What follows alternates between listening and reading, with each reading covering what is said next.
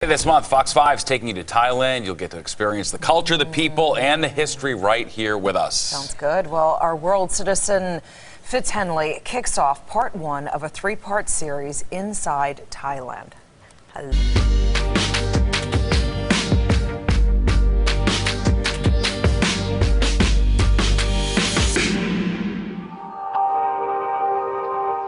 As ancient and mysterious as it is modern, as beautiful as it is forbidding, Thailand shines with a golden glare.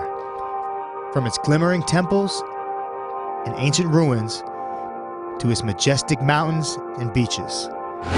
It's an exotic paradise with a unique flair and a fighting spirit.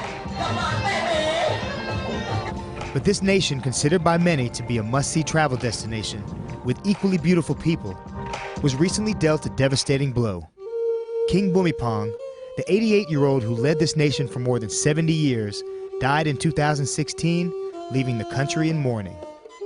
Even I never see him before, but I feel like I really miss him. Memorials to the king are impossible to miss. Almost every business, roadside, and home pay homage to their fallen leader. I can talk on behalf of like 60 million people. We don't really look at him like a king, we look at him like a dad. But to get an idea of why the people have such a deep love for their former king, you have to take a look at his life. After ascending to the throne at only 18 years old, he used his new position to spearhead numerous developmental projects aimed at improving the lives and conditions of the people in rural parts of his developing country. Every day he go different province, he go different part of Thailand. Every day is different, and he did many projects. From renewable energy and flood prevention to education and agriculture, the king traveled the length of the country attending the needs of his subjects. In the northeast of Thailand is very dry. Before, no rains and no stuff, very, very poor. This led King Bhumibol to pioneer a cloud seeding initiative. By adding dry ice crystals to warm clouds, it increased rainfall in the dry season and allowed crops to grow year-round. The people got water. Water is life. And life for many here revolves around a few things: community, food, Buddhism, Muay Thai. And I want to find out about all of them. While most tourists opt for the hustle and bustle of the big city of Bangkok with its world-renowned street food scene and vibrant nightlife, I opted for something slightly less popular. Krabi is one of Thailand's many gems. Located in the south, it's a tropical region known for its breathtaking beaches and unique mountain ranges.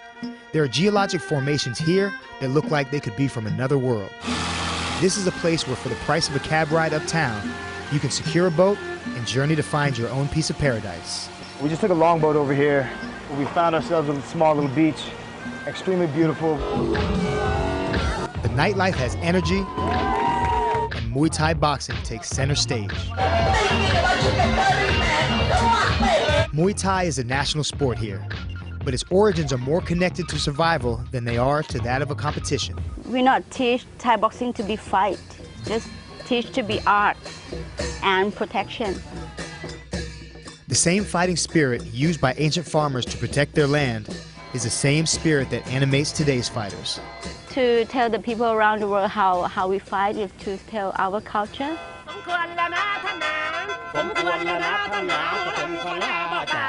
And what better way to experience that culture than putting myself into the ring with a master?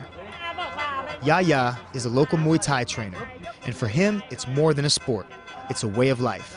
And he let me get a taste with a quick session.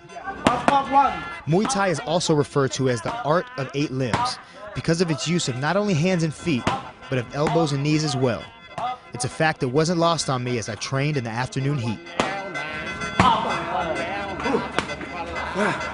Man, this is so much harder than I thought. I mean, I'm a pretty athletic guy, but I'm working up a sweat here. I mean, this is a real workout. I don't know how you guys do it. The pros here start young and train year-round. The competition is fierce, and to win is to survive another day in this increasingly popular sport. All the people come here from Canada, France, UK, Malaysia. And as the demand for Muay Thai grows, so does our understanding of the culture that it comes from. This was a perfect thing to watch on such a cold day because it made you feel nice and warm out there. It would be a great place to be right about now. Yeah, so this is our world citizen here, Fitz Henley. We're very, very envious of all the great assignments you get. That was amazing. What really sealed it for you? What stuck out?